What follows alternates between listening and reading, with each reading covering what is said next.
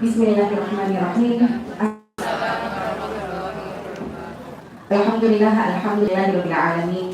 Nahmaduhu wa nasta'inuhu wa nastaghfiruh wa na'udzu billahi min shururi anfusina wa min sayyiati a'malina. May yahdihillahu fala mudilla lahu wa may yudlilhu fala hadiya lahu. Asyhadu an la ilaha illallah wa asyhadu anna Muhammadan 'abduhu wa rasuluh la nabiyya wa la rasula ba'dahu. Alhamdulillah, segala puji syukur kehadirat Allah Subhanahu wa taala. Allah kembali izinkan kita untuk bisa hadir di majelis ilmu. Allah masih berikan kita kemudahan dalam melakukan setiap amal sholih yang kita upayakan untuk bisa kita biasakan, sehingga seseorang itu, kata Rasulullah, akan diwafatkan sesuai dengan kebiasaannya. Maka minta kepada Allah untuk diberikan kemudahan dalam merutinkan amal sholih itu, meskipun memang amal sholih yang kita lakukan itu sifatnya sedikit, tapi yang dilihat Allah itu bukan banyak atau sedikitnya, tapi adalah yang istiqomah, yang intens, yang konsisten atau tidak. Karena ketika Rasul sampaikan bagaimana kemudian min ahabbil a'mali ilallah, merupakan amal yang dicintai oleh Allah adalah adwamuha, yang paling konsisten. Dawam itu yang rutin, wa inqalla, walaupun amal itu sedikit, ya. Maka kita berusaha untuk memaksakan diri untuk beramal sholih apapun itu, karena hakikatnya amal sholih itu setiap orang sama Allah dikasih kemudahan yang beda-beda, sehingga kita nggak bisa untuk berpikir bahwa orang yang tidak melakukan ibadah kayak kita, oh dia mesti orang apik. Bisa jadi memang porsi ibadahnya nggak sama.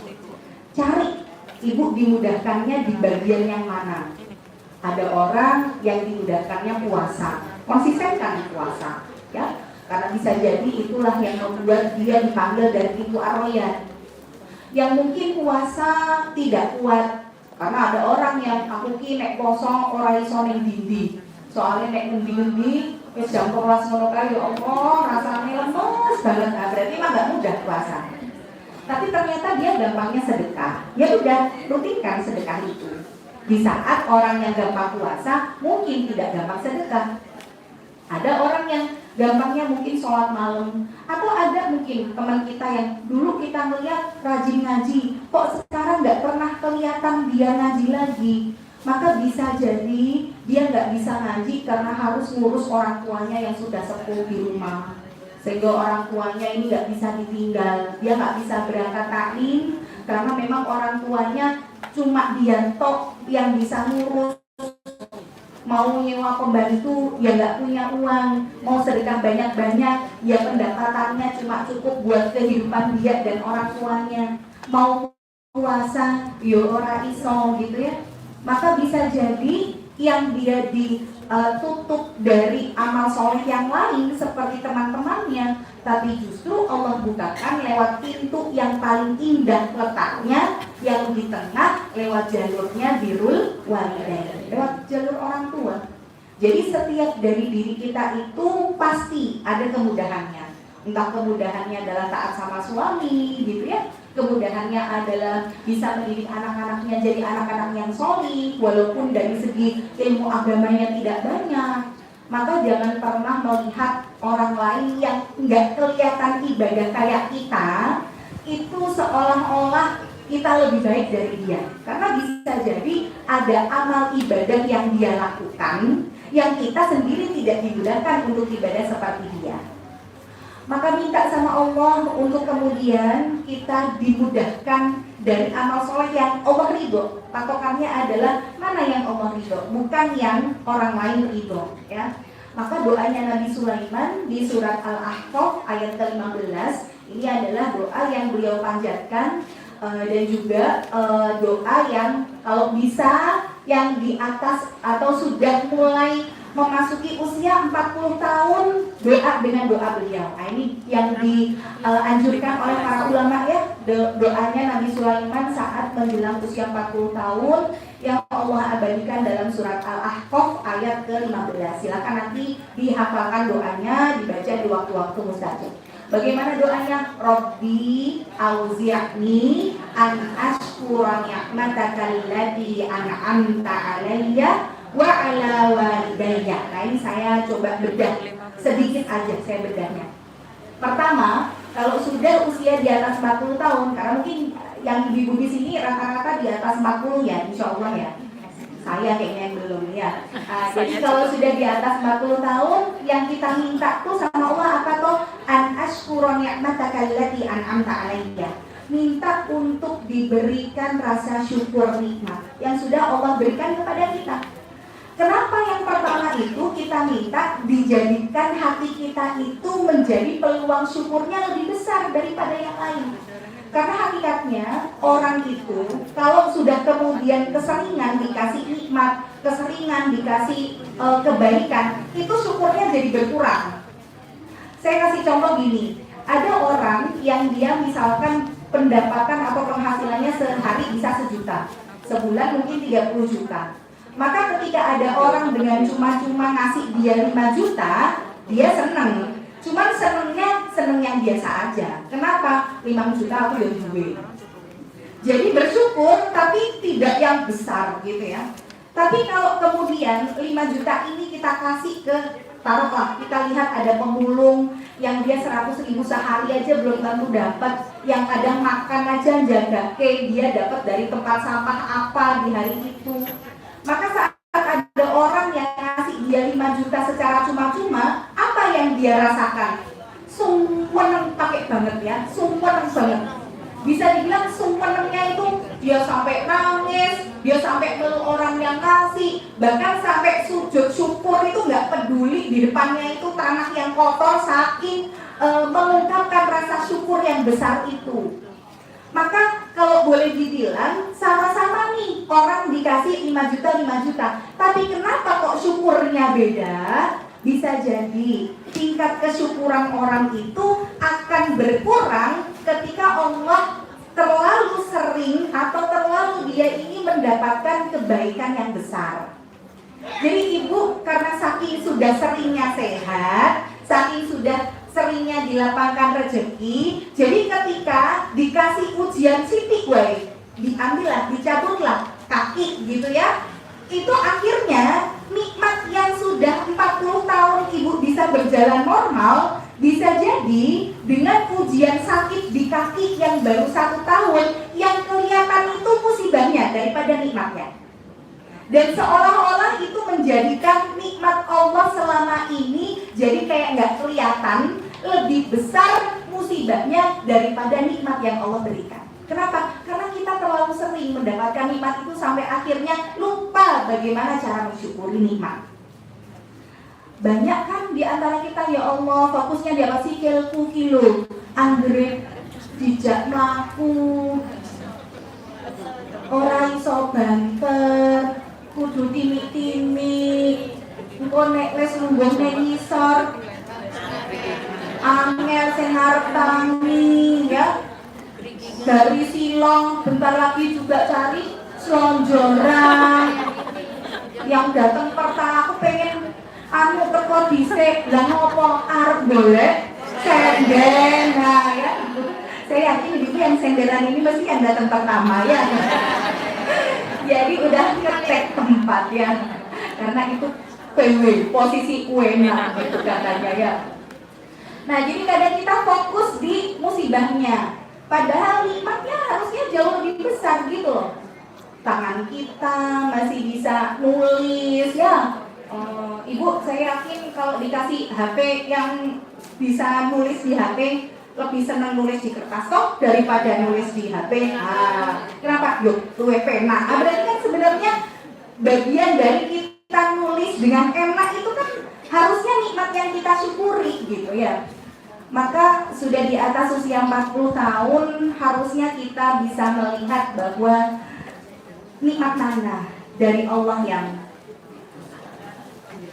kita dustakan. Gak ada hakikatnya. Bahkan ibu hari ini ujiannya apa, itu menjadi kehidupan yang diinginkan oleh orang lain. Kita tuh sakit kaki aja, itu orang lain pengennya nek dikasih sakit, yo kaki aja daripada sakit di bagian yang lain, ya nggak Bu? Iya. Yang kemudian bisanya cuma di atas tempat tidur, dalam kondisi stroke, nggak bisa kemana-mana. Itu kan kalau ngeliat temannya bisa pengajian, sekedar jalannya pakai tongkat, itu kan yo iri toh. Ya Allah, buat yo nek aku iso mlaku raketan timi-timi, wae aku tak mangkat tuh. Berarti hakikatnya hari ini yang kita keluhkan dari segala macam ujian itu bagian dari kehidupan yang orang lain inginkan. Maka minta sama Allah di usia ini syukur kita harus jauh lebih besar. An ashkura ni'mataka allati an'amta alayya. Itu yang pertama. Yang kedua apa? Wa ala walidayya. Dan bersyukur atas orang tua. Saya pernah sampaikan bahwa orang yang paling setia untuk mendoakan kita saat kita nggak ada itu cuma 3 aja. 1 orang tua, 2 pasangan hidup, 3 anak-anak. Ibu mau punya teman sebesti apapun, seakrabnya kayak apa, saya nggak yakin ketika teman ibu meninggal lebih dulu 1 tahun yang lalu sampai detik ini ibu masih setia mendoakan, menyebut namanya secara khusus di hadapan Allah di waktu-waktu mustajab ibu. Saya nggak yakin. Bahkan 12 jam setelah kematian kita aja orang itu sudah ngomonginnya dunia kok Bu. Tadi habis ngayat kita nih, habis takziah kita. Terus ibu pulang ke rumah, bilang sama anaknya, nyicipin masakan. Karena tadi anaknya disuruh masak. Loh, kok iki kurang asin yo? Kue opo lali, orangnya ini garam. Loh, omongannya aja udah berubah loh. Jarak berapa jam setelah kematian kita. Sudah gak ingat kita, ingatnya adalah hal duniawi. Maka hakikatnya saat kemudian kita itu bersyukur atas nikmat yang Allah berikan juga kepada orang tua kita, ya, saya pernah sampaikan di pekan lalu, anta wa malu kali abika, engkau dan hartamu itu milik orang tuamu. Berarti hakikatnya apa yang hari ini kita lakukan dari amal ibadah itu juga bisa untuk menjadi amal jariah untuk orang tua kita. Kenapa? Hakikatnya kita, harta kita, ibadah kita itu mutlak miliknya orang tua. Maka barang siapa yang tidak bersyukur terhadap orang tua, maka hakikatnya dia tidak bersyukur kepada Allah.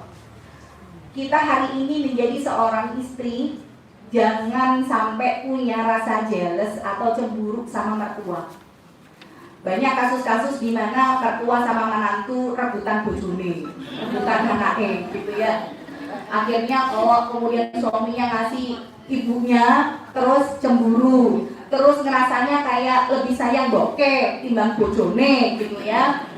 Akhirnya banyak hubungan yang tidak sehat antara mertua dan menantu. Maka saya katakan bahwa hari ini ibu menjadi seorang istri dan mendukung suami untuk birrul walidain kepada ibunya terutama, maka Allah akan gantikan ibu memiliki keturunan yang akan berbakti kepada ibu sebagaimana ibu kemudian mendukung suaminya berbakti kepada ibunya. Kamat tadim tudan. Sebagaimana engkau melakukan itu, Allah juga akan memperlakukanmu seperti itu. Apa yang kita tabur, ya itu yang kita tuai. Jadi sebenarnya nggak ada yang sia-sia dengan kebaikan kita kepada orang tua. Hakikatnya kebaikan itu akan kembali kepada diri kita sendiri.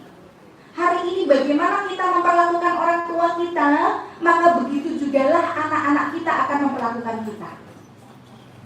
Maka minta untuk diberikan tadi ya, nikmataka allati an'amta 'alayya wa 'ala walidayya. Kemudian apa selanjutnya? Wa an a'mala shalihan tardah. Minta untuk bisa beramal sholih yang engkau ridhai. Maka setiap dari orang tadi saya katakan bahwa selalu punya potensi amal. Temukan potensi amal ibu apa? Jadikan itu sebagai ciri khas yang nanti kita bakalan dipanggil sama pintu surga ya karena amal ibadah itu. Seperti Bilal bin Rabah, kenapa kok terompahnya mendahului Rasulullah di surga? Karena amalnya yang beliau selalu menjaga wudhu dan setiap kali wudhunya batal, beliau selalu wudhu lagi dan sholat sunnah 2 rakaat setelah wudhu. Itulah amal spesialnya Bilal. Maka ibu mungkin nggak bisa kayak Bilal. Lalu maghrib karo isya piye carane ora wudu meneh kan gitu ya. Ditahan-tahan, ojo nganti entuk, ojo nganti entuk. Dilituntas adan, ya eman-eman gitu ya. Saking malesnya cokot ruko gitu ya. Ngate piye carane gitu ya.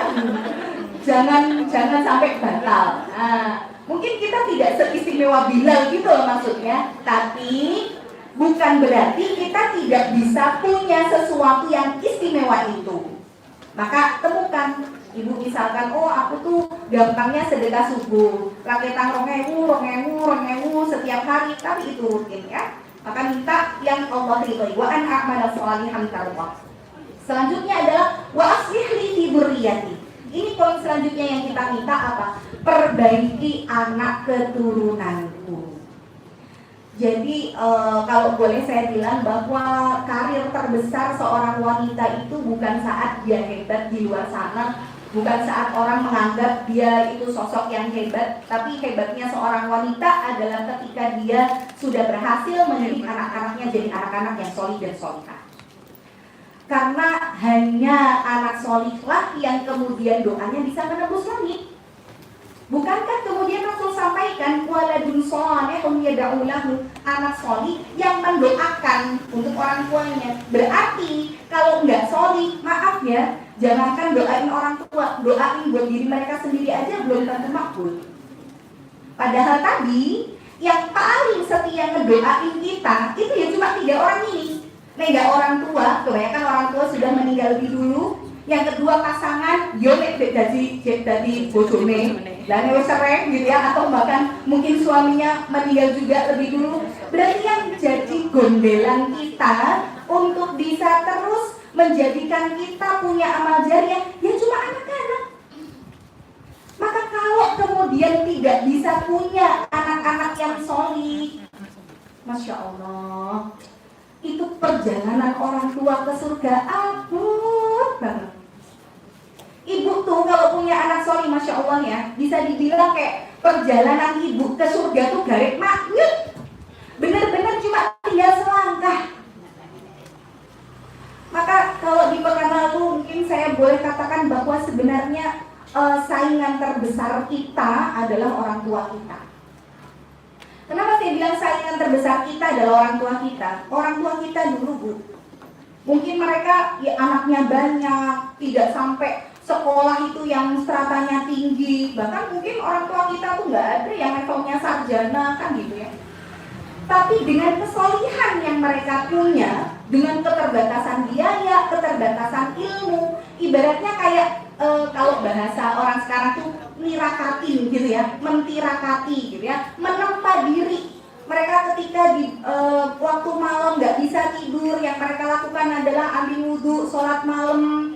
Di waktu-waktu selaknya mereka baca Quran gitu ya. Apa yang mereka lakukan dari mereka menempa diri menjadi pribadi yang solih, tidak lain tidak bukan adalah supaya garansinya adalah Allah menjaga anak keturunan mereka jadi anak-anak yang solih, dan buahnya itu kita hari ini. Saya yakin orang tua ibu nggak ada yang belajar kitab fikih, tasbihun nafas, tasbih gitu ya, dan akhirnya sembuh. Nah, ketika sembuh ini, akhirnya dia memilih untuk murtad, pindah agama ke Hindu, padahal tampilannya, Masya Allah, lebih solid daripada kita lah bisa dibilang, lebih istiqomah dari kita pakaiannya. Dan ditemukan beberapa komentar beliau di postingan orang-orang Hindu bahwa melakukan meditasi dan lain sebagainya. Juga pada saat ya ritual agama Hindu, dia juga ada di situ, si ustaznya ini. Kemudian setelah dia murtad, masih di koma, tidak diterima amal ibadahnya, sampai ilmunya jadi tidak barokah. Dari awal saya selalu mengingatkan terus ibu-ibu bahwa Allah itu nerima amal ibadah kita kalau 2 syarat itu terpenuhi. Bagaimana yang pertama, benar-benar harus ikhlas karena Allah. Yang kedua adalah harus sesuai dengan tuntunan Rasul, apa yang Rasul ajarkan.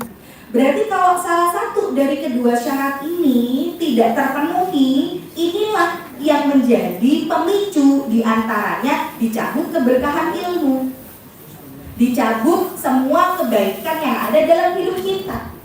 Karena bisa melakukan dari kebaikan itu ada niatan bukan untuk mencari ridhonya Allah.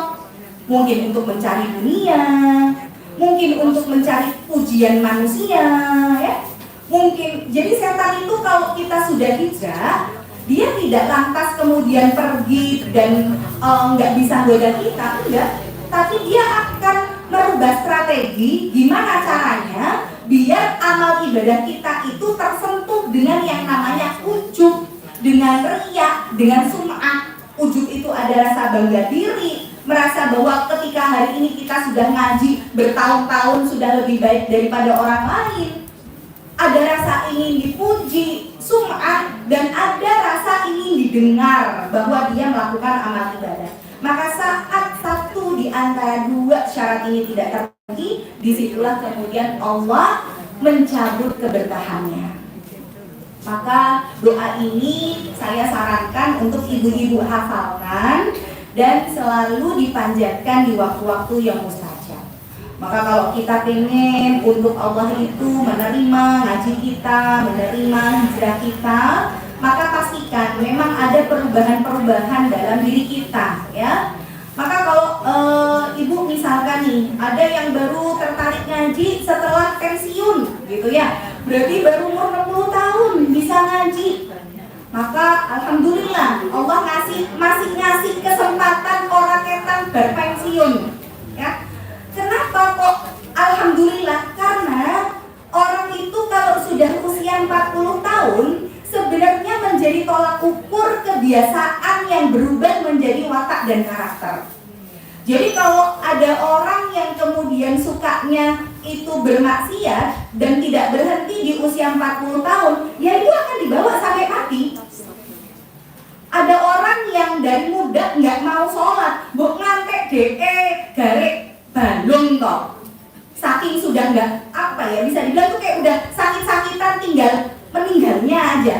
Itu ditawarin ayo, wong yo ditengkas yo mati, mbok yo tobat sholat, yo susah bu. Karena memang kebiasaan dari muda itu tidak berhenti di usia 40 tahun. Maka kalau ada yang baru setelah pensiun bisa ngaji itu saya bilang Masya Allah, alhamdulillah. Kenapa? Effortnya, ibu usaha untuk bisa rutin ngaji, untuk mengalahkan ego. Benar-benar bisa dibilang kayak apa ya?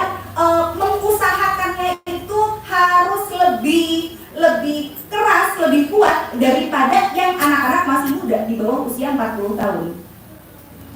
Maka hari ini saat kita sudah ngaji, sudah belajar, bismillah, sudah meniatkan hijrah, ada indikator-indikator di mana hijrah kita ini diterima sama Allah atau enggak. Maka di antara indikatornya yang nanti akan saya masukkan ke dalam kajian adalah merubah majelis. Nah, jadi kalau ngaji kita benar, yang berubah apa? Di antaranya merubah majelis. Nah, nanti saya sebelum masuk ke merubah majelis, saya kasih dulu, selain merubah majelis apa aja? Pertama, merubah pakaian. Ibu kalau ngajinya benar, pakaiannya berubah. Maksudnya pakaiannya berubah itu gimana? Artinya, ini jangan dijadikan tolak ukur buat nilai orang lain ya. Saya nggak mau ini jadi kita kemudian lihat orangnya, oh berarti ngajinya orang berkaki, hijrahnya orang ditopo lah ngopo, lah kelambinya orang berubah gitu ya. Nah ini buat kita aja. Maksudnya kita bandingkan dengan kita dulu gimana. Kalau kita dulu pakai baju, pakai jilbabnya masih bongkar pasang, artinya kalau pakai jilbab cuma kajian doang gitu ya. Hari ini alhamdulillah sudah bisa istiqomah. Ya berarti hijrahnya diterima. Maka saya bilang bahwa setiap orang dengan prosesnya masing-masing. Dan kita tidak boleh menyamakan proses setiap orang. Ada yang memang prosesnya cepet gitu. Ada yang memang prosesnya lambat. Bu udah bertahun-tahun yo stagnan aja. Dia kayak siput, jalannya lambat banget kayak bebek yo ngono wae. Ya enggak apa-apa, kita tidak menyalahkan proses itu.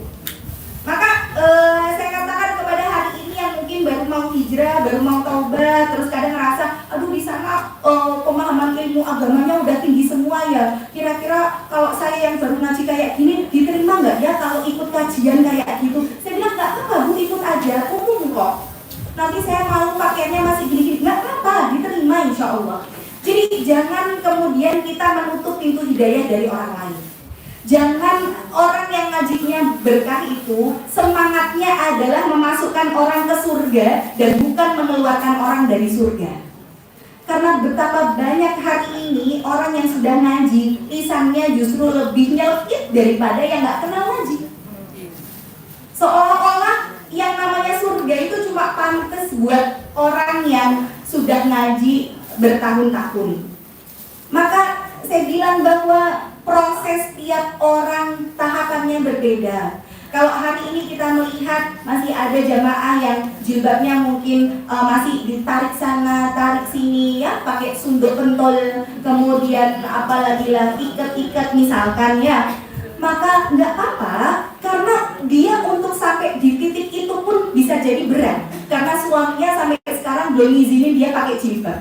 Sehingga yang penting jilbaban sek lah, orang ketang koyong ini. Kan prosesnya memang tahapannya baru sampai itu.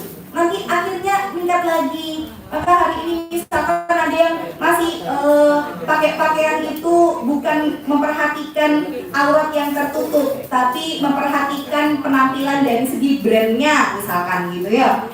Oh kalau nggak pakai brand ini ya seolah-olah dia tidak keren misalkan ya. Maka hari ini yang kemudian masih pakaian dengan berbagai macam atribut, kadang belakangnya panjang banget sampai mata kaki, depannya pendek, sampingnya krowa, ya nggak apa-apa. Ya memang prosesnya begitu. Nanti lama-lama insya Allah kalau ngajinya benar, dia akan berubah pakaiannya. Tapi yang kemudian hari ini ibu-ibu sudah nyaman dengan pakaian syar'i, maka gimana berubahnya? Semakin kita paham ilmunya, semakin sederhana dalam berbusana. Jadi ibaratnya semakin sederhana kiyo gak neko-neko lah. Orang saya gombreng-gombreng, orang saya ngomong mekrok-mekrok gitu ya. Ya kalau yang masih mekrok-mekrok ya prosesnya masih di situ. Sehingga nggak apa-apa, yang penting jangan berhenti di proses. Maka ini pertama ya, merubah pakaian ya. Kemudian juga merubah sifat dan karakter. Jadi kalau kita itu ngajinya benar, orang yang pertama yang harus dapat perubahan karakter kita menjadi lebih baik adalah keluarga terdekat. Kalau kita jadi istri ya berarti suami dan anak-anak. Atau kalau sudah jadi ibu ya anak-anak, tetangga, teman gitu ya. Saya kemudian jadi berpikir kenapa ada jamaah yang sampai curhat nggak boleh diizinin ngaji sama suaminya. Suaminya tuh nggak apa ya, pokoknya nek arep kajian ki dhek ngantek ngapusi, saking nggak boleh berangkat kajian. Saya akhirnya cuma berpikir gini, lah emang kalau habis kajian istrinya ini jadi kenapa? Kok suaminya tuh kayak punya traumatik gitu dengan kata kajian. Oh ternyata istrinya ini kalau habis kajian itu menjadikan suami seolah-olah salah semuanya. Jadi malah debat suami, kemudian malah mengatakan suami itu bukan suami yang seperti yang ada di dalam kajian gitu ya. Jadi suaminya tuh sampai cari tahu istri saya hari ini ngaji kemana, temanya apa. Sampai begitu. Kenapa? Karena tema itulah yang nanti akan didebatkan setelah pulang dari kajian. Jadi kalau misalkan ya tema tentang sholat malam, woi siap-siap iki, mesti jangan kita tahu sholat malam ya gitu ya. Maka bisa jadi hari ini yang dimana-mana kajian ibu-ibu semuanya. Kajian bapak-bapak itu kan paling weekend aja toh, Sabtu Ahad. Nggak ada saya melihat bapak-bapak kajian rutin kayak kita setiap hari apa-apa itu nggak ada saya lihat. Berarti memang proses perjalanan hijrah bisa jadi antara suami dan istri ini berbeda. Karena ibu itu nggak ada kegiatan lain, sehingga karena ngaji setiap hari, proses hijrahnya tuh bisa melesat jauh, bisa lari gitu. Nah sedangkan bapak-bapak, karena memang mereka ngajinya cuma weekend doang, ya akhirnya nggak bisa nututi itu. Tapi ketika tidak bisa nututi, akhirnya istri merasa sudah tidak sekufu lagi dengan suami. Dan banyak akhirnya terjadi perpecahan, bahkan sampai perceraian, gara-gara istri merasa tidak sepemikiran, seakidah, sejalan, sevisi misi. Padahal suaminya juga masih dalam proses hijrah. Kenapa kita tidak bisa bersabar dengan orang yang masih dalam proses? Kenapa harus kita tinggalkan? Sabarlah dalam menghadapi orang-orang yang memang belum Allah berikan kepada mereka hidayah. Hidayah itu mutlak miliknya Allah kok. Bukan menjadi hak kita untuk bisa merubah orang lain. Maka yuk hari ini ngaji kita benar, bukan untuk menggugat, bukan untuk mencari pembenaran, bukan untuk ngelak-ngelak orang, bukan untuk merasa bahwa aku lebih baik dan lebih benar, tapi pastikan orang yang ada di sekitar kita dapat efek positif dari tutur kata kita yang menjadi lebih lembut. Bagaimana istri yang menjadi lebih taat sama suaminya, meskipun terkadang berbeda pendapat. Karena yang namanya suami adalah qawwam. Tipikalnya qawwam pemimpin itu nggak mau dipimpin. Mau sesalah apapun dia rasiin, Bu. Maka ibu mau sehebat apapun di luar sana, ketika sudah sampai di rumah, ya posisinya memang di bawah suami kok. Mau ilmu suami itu masih Iqra jilid 3 dan ibu sudah sampai metode taksim. Ya memang begitulah Allah jadikan ujian kita itu ya untuk membimbing suami, bisa jadi salah satunya begitu. Ya, maka harus ada berubah dari sifat, dari karakter kita ya, juga merubah ibadah. Kalau kemudian biasanya orang nggak bisa tidur tadi main media sosial ya, sekarang nggak bisa tidur, ambil wudhu, sholat malam, di tengah-tengah nggak bisa ngapa-ngapain, maksudnya di tengah nggak ada kerjaan, gimana caranya dia tetap bisa ibadah dengan zikir dan lain sebagainya. Maka di antara yang bisa insya Allah nanti di pembahasan itu saya bahas secara rinci, tapi saya bahas dulu di poin merubah majlis. Nah, berarti salah satu indikator untuk hijrah kita diterima oleh Allah atau tidak, tempat teman kita, circle kita, teman-teman kita bergaul itu berubah ya, atau merubah majlis. Tapi ini bukan berarti kita nggak boleh bergaul ya, karena pembahasan kita adalah materi tazkiyatun nafs dan kita membahas masih dalam masalah hati. Maka hati itu ketika terkena racun, yang menjadi pemicu racunnya bukan hanya dosa dan kemaksiatan, tapi yang menjadi pemicu racun hati ada 4 hal, di mana 4-4-nya ini adalah sesuatu yang sifatnya mubah atau boleh. Kita sudah bahas bagaimana banyak makan, yang kedua banyak bicara, dan yang ketiga banyak bergaul atau berlebihan dalam bergaul, dan yang keempat nanti berlebihan dalam memandang. Nah, kita sampai di poin ketiga, berlebihan dalam bergaul. Nah, 4-4-nya ini itu kan sesuatu yang sifatnya boleh. Kita makan boleh, bergaul boleh, bicara boleh, memandang boleh. Tapi sesuatu yang boleh ini ketika porsinya kebanyakan akan merusak. Jangankan sesuatu yang mubah atau sesuatu yang boleh, yang sifatnya ibadah aja kalau kemudian berlebihan akan jadi dosa kok. Bukankah al-ghulu fid din itu nggak boleh? Kita berlebihan dalam agama aja hukumnya menjadi haram. Maka ketika ada 3 orang yang datang ke Rasul, yang satu aku mau sholat terus nggak mau tidur, yang satu mau ibadah terus nggak mau nikah kan gitu ya, terus yang satu mau puasa terus nggak mau buka, Rasul kan marah. Kemudian mengatakan agama itu nggak seperti itu. Ya aku itu adalah manusia yang paling bertakwa di antara kalian, tapi aku sholat ya aku tidur. Aku juga ibadah, aku puasa ya aku buka, aku ibadah ya aku menikah. Maka porsi dalam beribadah saja ketika terlalu banyak itu akan merusak, apalagi porsinya adalah sesuatu yang sifatnya mubah. Maka lebih-lebih ketika takarannya kebanyakan, yaitu akan menjadi pemicu racun di dalam hati kita.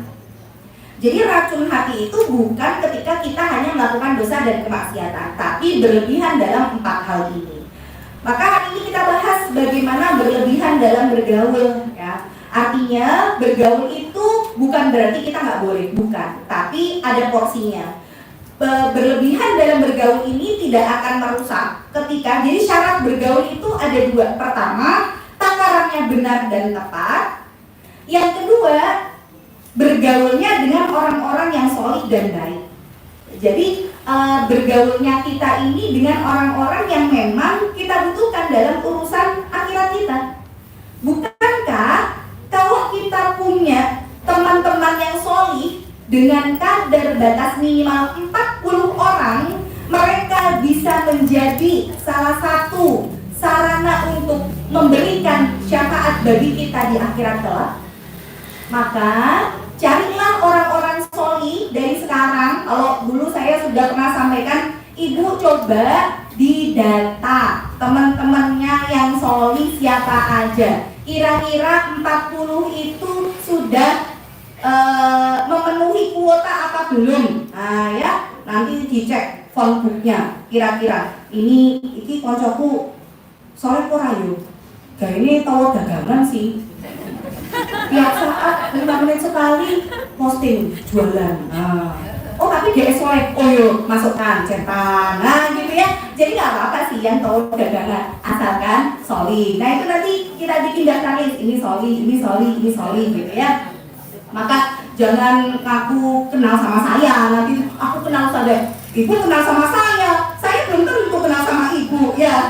Jadi kadang saya suka ditanya sama misalkan ada salah seorang ustadz, kemudian ustadznya ini gimana ada ibu-ibu lah yang nitip CV sama dia untuk si ibu ini dicariin jodoh gitu. Terus ustadznya tanya sama saya, ustadznya kenal sama ibu ini nggak gitu. Terus saya bilang, wah saya nggak tahu itu Ustadz. Lah kenapa Ustadz? Soalnya ibunya itu bilang kalau ngajinya sama Ustadzah Evi. Loh, ya yang ngaji sama saya nggak kenal semuanya gitu ya. Jadi kadang tuh saya coba bilang, bu ya jangan ngaku kenal sama saya kalau baru cuma datang kajian saya sebulan sekali. Lah sebanyak ini orang kan saya juga nggak hafal satu-satu namanya ya. Jadi benar-benar yang mengenal itu tahu nama, bagaimana keluarganya gitu ya. Ketika kemudian sakit kita datang menjenguk, kita doakan. Nah, posisi orang solih yang kita kenal itu yang kayak gitu, dan pastikan jumlahnya lebih dari 40. Gue jagan bu, yo nek tak kira soleh bener orang, kan gitu ya. Jadi kalau misalkan ibu ngasih 40, bener kerucut separuh, ya itu nggak punya jagan. Tapi kalau jagannya berapa ratus gitu kan ya.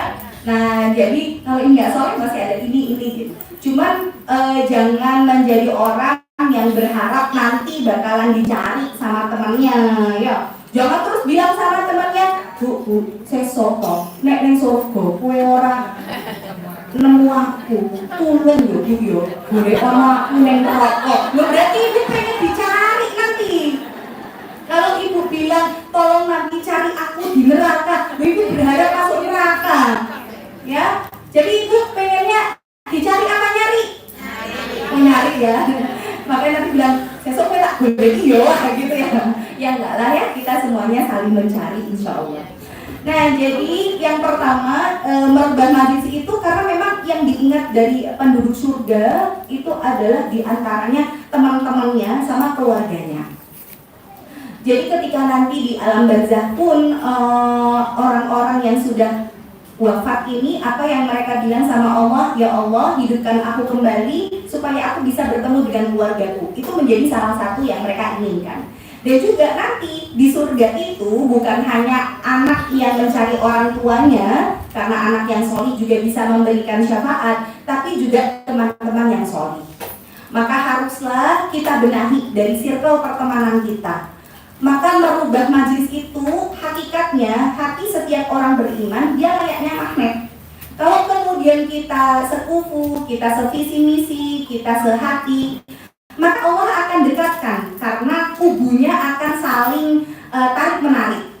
Tapi kalau memang tidak sekufu, maka akan Allah jauhkan karena memang dia tolak menolak magnetnya.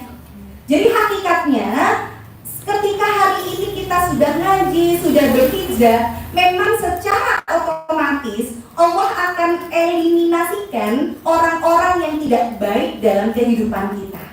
Dan Allah akan gantikan itu dengan orang-orang yang soleh. Maka sebenarnya semakin ke sini, kalau saya kemudian menyadari bahwa circle pertemanan kita makin sempit ya.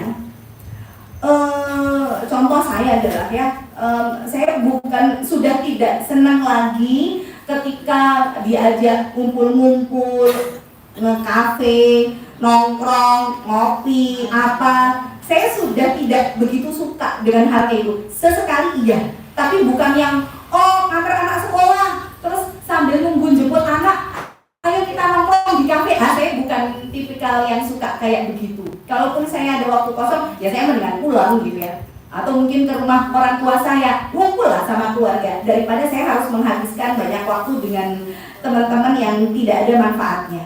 Maka hari ini saat kemudian kita seolah-olah kok dijauhkan dari orang-orang yang seperti itu, karena memang hakikatnya hati kita sudah tidak senyawa, sudah tidak sejalan dengan yang sifatnya hanya duniawi saja. Maka nggak apa-apa, asal memang bukan kita tidak memutus tali silaturahim ya kita tetap nyambung sama teman-teman kita yang dulu mungkin sampai sekarang mereka belum hijrah. Tapi artinya kita sudah tidak punya rasa untuk kembali bersama dengan mereka yang terus-terusan intens waktunya.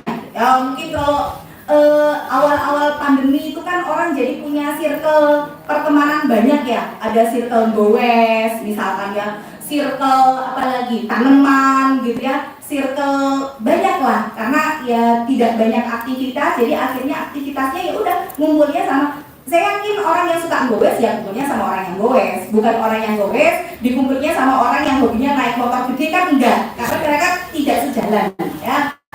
Maka pastikan bahwa hari ini yang nantinya akan kita jadikan sebagai teman yang bisa bawa kita ke surga, mereka adalah teman-teman yang soleh saja. Maka kita bikin ring, kita bikin lingkaran gitu ya. Ring ini ada ring 1, ring 2, ring 3, atau ada lingkaran yang terdekat dengan kita. Siapakah mereka? Yang pertama, kelompok yang bergaul dengan mereka layaknya kita kayak konsumsi makanan yang bergizi. Nah, jadi orang-orang yang kita kalau temenan sama mereka ngomong tuh isinya daging tok, ibaratnya gitu. Jadi daging tok tuh bisa dibilang nggak ada lemaknya, nggak ada durinya, gitu ya. Nek ngomong tuh ya mesti ada sesuatu yang bisa kita ambil dari manfaatnya. Orang ketang awak dhewe iki dadi luwe ayem gitu ya. Kemudian terus nggak mikirin dunia, terus rasanya jadi kayak ingat akhirat terus. Maka kelompok seperti inilah yang ketika kita bergaul dengan mereka seolah-olah kita kayak dapat makanan yang bergizi, maka ini jadikan sebagai ring pertama dalam pergaulan dengan mereka. Jadi inilah orang-orang yang kita butuhkan siang dan malam. Nah, maka ulama itu sampaikan bahwa memandang wajah orang beriman itu bisa melembutkan hati. Jadi kalau hati kita tuh kayak lagi keras banget, salah satunya adalah lihat aja orang soleh. Nggak ngomong bu, nggak ngobrol, delok weyo. Itu bisa untuk melembutkan dan menenangkan hati. Contoh misalkan kayak kajiannya Imam Ahmad bin Hanbal. Dia itu kalau sekali ngisi kajian, yang datang itu nggak kurang dari 5.000 orang. Sekali taklim tuh begitu. 500 orang yang ada di depan itu mereka murid-muridnya yang suka nyatet, yang di kemudian hari mereka jadi imam-imam besar. Tapi sisanya berarti sekitar 4.500 orang yang di jalur belakang-belakang. Itu apa yang mereka lakukan? Orang nyatet, yuk gondeloke, woi. Jadi cuma nyawang pusatnya aja. Karena bagi mereka memandang orang beriman itu ya keberkahan sendiri gitu. Ayem. Yang tadinya dari rumah itu sudah punya masalah segudang, aku harus curhat, kayak masalahku wakil banget, engkau nek ketemu harus cerita iki gitu. Ada yang begitu sudah sampai di depan ustadznya, katanya mau curhat, nggak jadi. Rasanya kok masalah saya udah hilang semuanya. Jadi ngeliat itu seolah-olah kayak sudah menemukan solusi gitu ya. Nah, maka ibu cari siapa kira-kira teman ibu yang mungkin dia tidak harus menjadi seorang ustadz atau ustadzah, tapi nek ngomong sama orang ini, ya Allah, rasanya sih kok aku kayak dapat siraman rohani gitu ya, kayak digerucuk banyu saking kuat demi. Nah, jadi silahkan mencari orang-orang yang bisa untuk membawa kebaikan akhirat kita. Jadi inilah yang pertama dari ring pertemanan yang kita harus bergaul dengan mereka setiap saatnya. Yang kedua, ada orang yang kita bergaul dengan mereka itu kayaknya obat, layaknya obat. Maksudnya layaknya obat apa? Ya kita minum kalau butuh aja. Kalau nggak butuh, ya jangan minum, nanti overdosis kan begitu. Sama, orang-orang ini kayak obat yang kita bergaul, berteman, dan datang ke mereka itu saat kita butuh saja. Siapakah mereka? Mereka adalah orang-orang yang punya profesionalisme dalam urusan bermuamalah, bisnis, dan lain sebagainya. Jadi ini orang-orang yang expert atau orang-orang yang ahli di bidang, misalkan gini, ibu kepengen bikin rumah makan gitu ya, maka carilah pebisnis yang memang sudah terverifikasi atau terbukti dia ini bisnisnya maju atau jalan. Ibu jangan tanya bisnis sama ustadz, nah itu kesalahan karena belum tentu semua ustadz bisa bisnis. Makanya saya tuh kadang suka kalau ada ibu-ibu yang curhat gitu, oh saya bisnis sama ustadz ini, ternyata ustadznya nggak jalan ini. Ya saya dalam hati, dong ustadz kok ngajak bisnis, ya memang bukan ranahnya gitu loh. Ibu tuh jangan menjadikan ustadz itu sosok yang seolah-olah serba bisa, itu loh. Karena nanti kalau misalkan ibu sudah punya pandangan seperti itu terhadap seorang ustadz atau ustadzah dan ternyata dalam sesuatu hal yang tidak sesuai dengan ekspektasi ibu akhirnya kecewa. Kamu sudah kecewa, akhirnya jadi nggak mau ngaji. Padahal ustadz itu ya manusia biasa gitu loh maksudnya. Saya harus sampaikan ini mungkin pembelajaran ya buat ibu-ibu semuanya. Saya ada pernah menyampaikan di beberapa kajian. Saya harap ibu-ibu tidak ta'assub atau fanatisme buta terhadap ustadz atau ustadzah. Karena sikap fanatisme buta itulah di antara yang bisa mencabut keberkahan ilmu kita.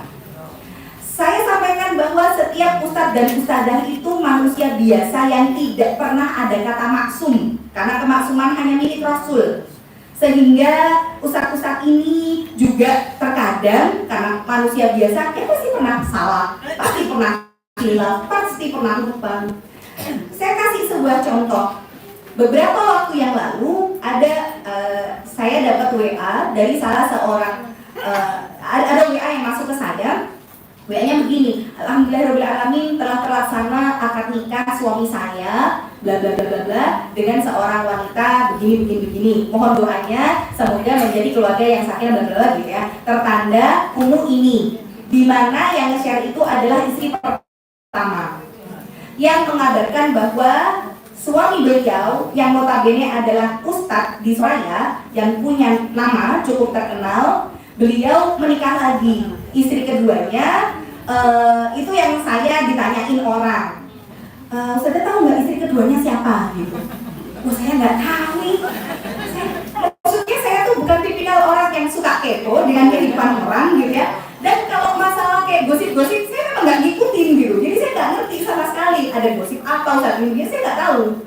Kecuali kalau saya dikasih tahu. Nah akhirnya karena saya disuruh cari tahu siapa istri keduanya, saya tanya wah ini kayaknya bukan jamaah pengajian, ini kayaknya anak pondokan, tak cari di circle pondokan. Ya akhirnya kemudian dapatlah qadarullah infonya adalah istri kedua beliau masih umur sekitar 20-an tahun dan beliau punya 12 orang anak, di mana anak pertamanya sudah menikah. Berarti kemungkinan lebih tua anaknya daripada istri keduanya, gitu ya. Nah, kemudian saya sampaikanlah ke jamaah ini, oh ini istri keduanya ini bu, saya gitu terus. Dan dia sakit hati, malah, ya Allah ustazah, itu ustaz ya, saya itu padahal sudah mengidolakan beliau. Sampai orang dari mana-mana luar kota, saya bawa untuk ketemu sama beliau, saking saya senangnya, nih loh ustaz saya, istrinya 1, anaknya 12, tapi beliau jadi suami yang begini-begini. Lah kok ternyata gimana nikah lagi sama yang lebih muda? Apa itu nggak jatuhnya pedofil Pak Ustaz? Saya tuh cuma ngeres dada. Astagfirullah bu, ini Ustaz loh. Jangan kok yang ngomong kayak gitu. Meski saya khawatir ilmunya jadi tidak berkah karena ada sesuatu yang keluar dari lisannya tentang ustadznya gitu loh. Terus akhirnya ya karena dia merasa bahwa ustadz ini saya idolakan, saya banggakan, ternyata kok saya kecewa dengan sikap saya. Bilang gini, alah bu, lawang istri pertamanya aja nggak sakit hati, jenengan yang bukan istrinya kok sakit hati. Ya saya itu kan ya, gue merasa oh sakit hati luar biasa itu. Dan sampai di titik dia akhirnya bilang, mulai sekarang aku gak percaya karo kabeh sing tampilannya ustaz. Nah, gitu ya. Mau yang pakai celana cingkrang, mau yang jenggoten, aksen ngene, wis aku gak percaya meneh karo sing jenenge ustaz segala macam. Ya, saya cuma ada di titik di mana harus menyampaikan kepada para jamaah supaya seperti ibu-ibu ini ya tidak terjadi lagi ya. Saya harus sampaikan kepada ibu semua yang sudah ngaji kemana-mana, tolong banget jangan ta'assub, jangan fanatisme buta dan berlebihan kepada siapa yang hari ini menjadi ustaz kita. Karena sekali lagi mereka manusia biasa.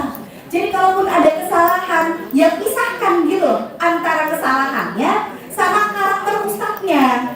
Jangan terus, ustaznya koyong ini, saya meneseng duduk ustaznya, jangan begitu. Ya, dan saya juga harus sampaikan kepada ibu-ibu, tolong banget jaga ustaz-ustaz kita dengan apa? Jangan sampai akhirnya mereka terkena fitnah disebabkan banyak sekali dari para ibu-ibu kalau curhat tentang suaminya atau rumah tangganya itu ke ustaz. Maaf banget, kalau ibunya udahnya janda, cantik, kaya pula gitu ya, tampilannya glowing, curhat ke ustadz tentang suami saya begini ustadz, rumah tangga saya begini, bla bla bla segala macam. Seustad-ustadnya ustadz itu juga manusia, punya rasa, punya hati ya. Maksudnya adalah kadang ya tidak sekuat itu menahan godaan, harus kemudian berperang dengan hati nuraninya, di mana itu juga fitrahnya seorang laki-laki. Maka saya harus sampaikan sekali lagi ke ibu-ibu, tolong ustadz-ustadz kita tuh nggak banyak, tolong banget jaga mereka. Caranya gimana? Jaga mereka dengan paling nggak usah curhat sama ustadz. Neko Arab curhat tentang keluarga, udahlah ke ustadzah aja yang sama-sama perempuan gitu. Maksudnya yang meminimalisir dari fitnah itu terjadi. Karena kalau sudah kemudian terjadi fitnah dan akhirnya jamaahnya memboikot gitu ya, merasa wah jangan pakai ustadz ini begini. Kita ini umat masih harus dibimbing. Kalau kemudian kita menjadikan yang membimbing kita itu harus sempurna, sampai kapanpun kita nggak akan dapat orang yang bimbing kita. Karena yang sempurna itu cuma punyanya Allah. Ya, maka sekali lagi, ibu sekarang ngaji dimanapun, siapapun ustadznya, niatkan karena Allah, niatkan cari berkahnya. Sekalipun udah tahu, aku ngerti judulnya iki, aku tahu ngoke. Nah, misalkan gitu ya. Ini pernah Ibnu Taimiyah itu ditanya, wahai Syekh, bagaimana pendapatmu jika aku hadir di majelis ilmu dan aku udah tahu apa yang akan disampaikan di majelis ilmu itu? Kata Syekhnya, datang saja, karena bisa jadi engkau datang itu Allah memberikan berkahnya kepadamu. Jadi diniatin aja cari berkahnya gitu. Jangan terserah aku ngerti lah ngomong-ngomong, dia podo. Jangan begitu ya, cari berkahnya. Maka kalau sudah kemudian hadir di majelis ilmu, sebenarnya tidak begitu penting ustadznya siapa, tapi isinya yang kemudian kita ambil ya. Ini yang kemudian harus saya sampaikan, kenapa ada juga beberapa yang akhirnya ta'assub dengan saya. Bukan gimana-gimana, saya juga manusia biasa bu. Jadi jangan terus nanti ketemu saya di mall, ustadzah kok ngomong, loh emangnya salah kalau ustadzah ngomong. Karena yang dibayangkannya ustadzah itu akhirnya di masjid, akhirnya di kajian ini pisahkan gitu antara keduanya gitu. Jadi kan saya suka heran sama ibu-ibu ini gitu. Ada misalkan kayak ini ustadzah yang isi siapa? Kalau ustadzah yang isi ini aku mau datang, tapi kalau yang ini nggak mau datang gitu. Itu namanya ta'assub. Ya, datanglah, hadirlah. Karena bisa jadi itu yang akan merubah dari sifat dan karakter kita ya. Maka itu yang kedua, bisa jadi kita ada tempat untuk bergaul yang nggak usah sering-sering gaul sama mereka. Layaknya obat siapa? Ya yang kita butuhkan dalam urusan dunia. Mungkin tadi kita butuh bisnis, ya. Mungkin kita butuh sharing dalam masalah pendidikan misalkan. Ya cari yang memang ekspor di bidangnya. Jangan terus semua ustadz. Aku harus ngajarin ustadz ini bisnis. Ustadz kan soleh. Nah, nanti bisnisnya terus jadi laris begini. Misalkan ustadz memang ustadz, tapi belum tentu setiap ustadz pintar bisnis. Jadi ketika kita ngajakin ustadz bisnis, belum tentu juga bisnis kita jalan, karena memang ustadznya nggak pintar bisnis, kan begitu. Ya, jadi kita bergaul dengan orang-orang profesional ini layaknya obat. Saat kita butuh ilmu mereka, kita dekat, kita bergaul. Tapi kalau sudah selesai dari kebutuhan kita, ya kita tidak menjadikan mereka sebagai ring pertama untuk terusan kita bergaul dengan mereka. Ya, karena secara tidak langsung orang-orang yang ahli ini adalah di bidangnya duniawi. Sehingga kalau misalkan kita keikut dengan orang yang circle-nya adalah duniawi, ya sedikit-sedikit akan ikut. Hedonnya itu bisa dibilang kayak ada kepinginan punya apa yang dia punya. Kita ketemunya sama businesswoman yang dia pakai tasnya branded, bajunya bagus, terus ini akhirnya kita, wah aku harus ketemu karo bisnismen. Iki uangnya sugih banget, masuk tampilanku koyo ngene. Aku tak tuku tas anyar, gen paling ora kebanting karo wonge. Nah akhirnya sedikit-sedikit kita mengikut kepada circle itu. Maka selayaknya saja saat kita membutuhkan kita bergaul, tapi kalau tidak sudah tidak perlu lagi ya. Nanti masih ada 2 lagi yang akan kita bahas dalam bergaul ya. Siapakah orang ketiga dan keempat yang bergaul dengan mereka layaknya kita memakan racun, dan ada yang bergaul dengan mereka seperti kita mengkonsumsi penyakit. Siapakah orang-orang tersebut yang harus kita hindari? Insya Allah menjadi pembahasan kita di bulan depan ya. Barakallahu fikum, ini saja yang bisa saya sampaikan. Semoga ada manfaatnya untuk ibu semua. Sekali lagi kalau ada yang salah dari diri saya, itu mutlak secara personal, bukan karena apa yang disampaikan oleh Allah dan Rasulnya. Maka semoga ada kebaikan yang bisa diambil. Jazakumullahu khair. Barakallahu fikum. Wassalamualaikum warahmatullahi wabarakatuh.